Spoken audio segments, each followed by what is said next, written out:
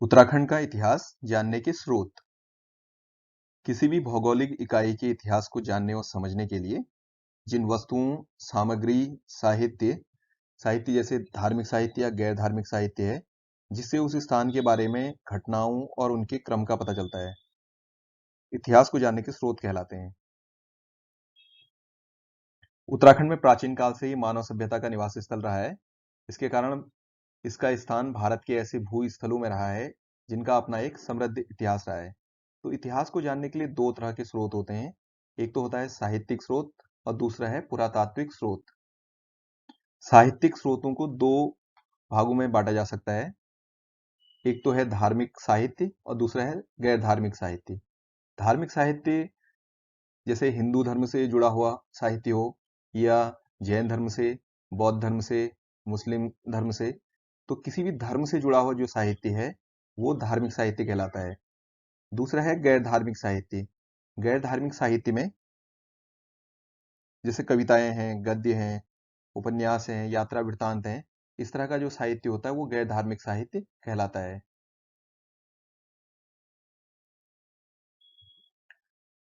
साहित्यिक स्रोतों के अंदर जो पहला गैर धार्मिक साहित्य है, तो धार्मिक साहित्य में उत्तराखंड से संबंधित अनेक सूचनाएं हिंदू, बौद्ध और जैन धर्म में से जो संबंधित उसके धार्मिक ग्रंथ हैं उनमें बिखरी हुई है। यानी कि ऐसा कह सकते हैं कि जो धार्मिक साहित्य हैं उनमें उत्तराखंड के बारे में ढेर सारी सूचनाएं हैं। महाभारत, स्कंद पुराण और हिंदू धर्म के जो भी ग्रंथ हैं उसमें उत्तराखंड के बारे में अनेक सूचनाएं हैं, और जिससे उस समय की जो ऐतिहासिक घटनाएं हैं उनके क्रम का पता चलता है। इसके अतिरिक्त ऋग्वेद, अथर्ववेद, शतपथ ब्राह्मण, ऐत्रेय ब्राह्मण और उपनिषदों में शिव पद्म, मत्स्य और विष्णु पुराण से भी अनेक सूचनाएं उत्तराखंड के बारे में पता चलती हैं। बौद्ध धर्म के ग्रंथों में दिव्य वेदांत, जातक और महावंश और चुल्ल वंश इत्यादि उत्तराखंड के इतिहास के बारे में प्रकाश डालते हैं। जैन धर्म के बृहत कथा और महापुराण इत्यादि जो ग्रंथ हैं उससे भी उत्तराखंड के बारे में जानकारी मिलती है। गैर धार्मिक साहित्य में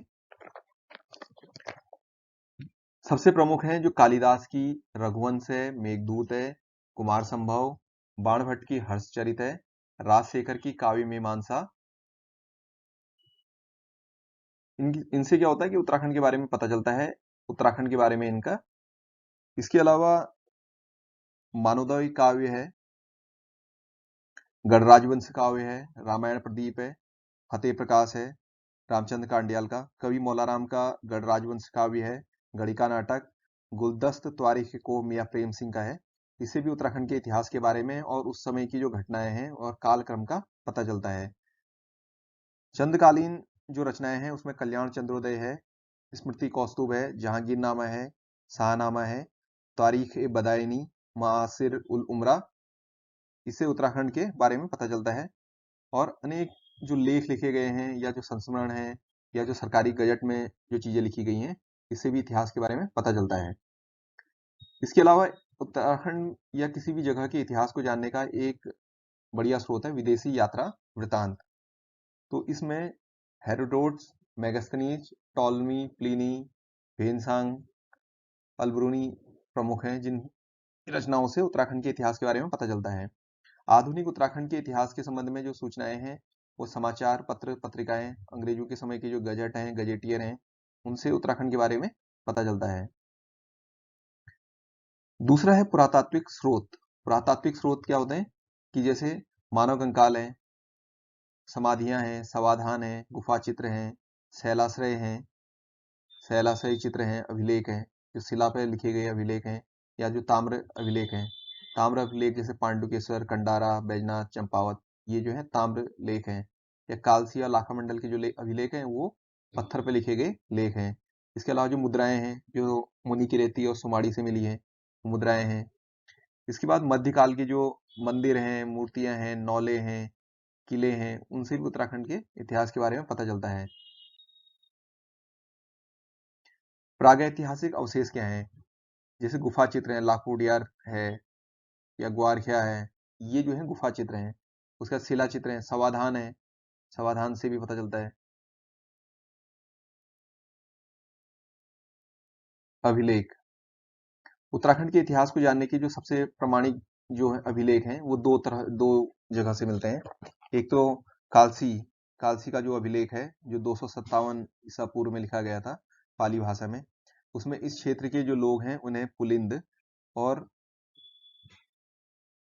इस क्षेत्र को अपरांत क्षेत्र कहा गया था। जो अशोक का अभिलेख है इसमें लिखा गया था कि राज्य के हर स्थान पर मनुष्य और पशुओं की चिकित्सा व्यवस्था कर दी गई है और लोगों को हिंसा त्यागने और अहिंसा को अपनाने के लिए कहा गया है।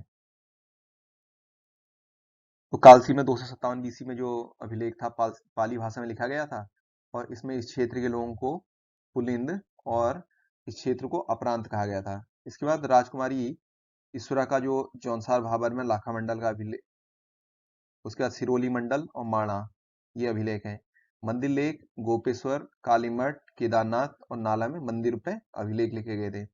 गुहा भित्ति लेख देवप्रयाग में वामन गुहा और कल्पनाथ के लेख हैं। ईटू पे उत्कीर्ण लेख हैं नैनीताल और बाड़ावाला देहरादून में। मूर्ति पीठिका लेख है देवलगढ़ और कोलसारी में। त्रिशूल लेख हैं गोपेश्वर और बाड़ाहाट में। मुद्राएं जो मिली हैं वो मुनि की रेती और सुमाड़ी से मिली हैं। मुद्रा लेख मोरध्वज स्तूप से। ताम्रपत्री लेख हैं पांडुकेश्वर, कंडारा, चंपावत और बैजनाथ से मिले हैं। पांडुकेश्वर से 4, कंडारा से 1 और चंपावत से 1 ताम्र लेख मिला है। इसके अतिरिक्त तो उत्तराखंड के बाहर से भी विभिन्न राजवंश के शासकों द्वारा उत्कीर्ण कराए गए अभिलेख हैं। इसमें मथुरा से प्राप्त शिलालेख है, भरूच से भी एक शिलालेख मिला है, भरूच स्तूप।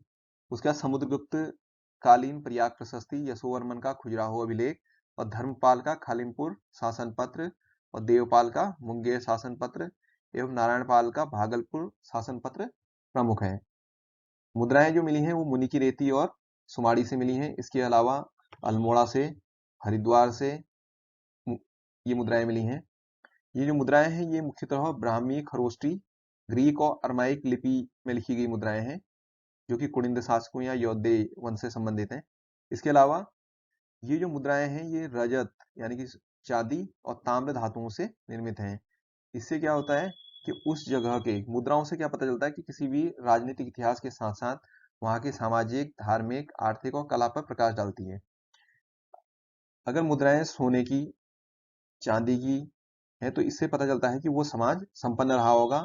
ठीक है, आर्थिक ऐसे पता चलता है कि वहां पर व्यापार अगर व्यापार फल फूल रहा होगा तो इससे पता चलता है कि वो स्थान आर्थिक रूप से समृद्ध है। और उसमें जो सिक्के हैं, सिक्के में किस तरह की कलाकृति बनाई गई है, सिक्के में किस तरह की कलाकृति बनाई गई है तो इससे पता चलता है कि वो कला कितनी समृद्ध रही गई है। और धार्मिक का ऐसे पता चलता है कि उसमें किस तरह के चिन्ह बनाए गए हैं।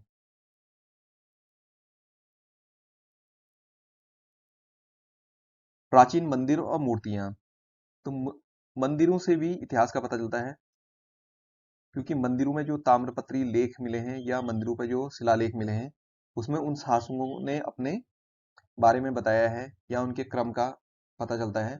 ये मंदिर है अल्मोड़ा में है, जागेश्वर में है, बागेश्वर, सोमेश्वर, गोपेश्वर, बैजनाथ, केदारनाथ, बद्रीनाथ, तपोवन, लाखामंडल, मोरध्वज और चंपावत, पिथौरागढ़ इत्यादि स्थानों से प्राप्त हुए हैं।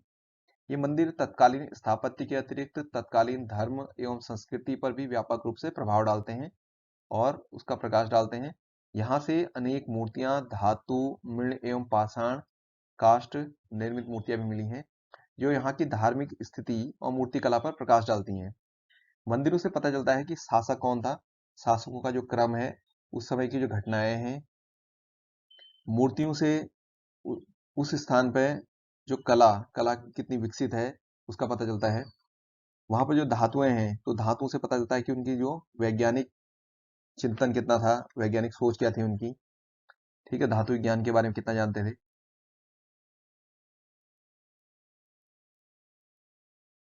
अब एक प्रश्न है जो मेंस में आ सकता है, उत्तराखंड के इतिहास को जानने के स्रोतों का वर्णन कीजिए।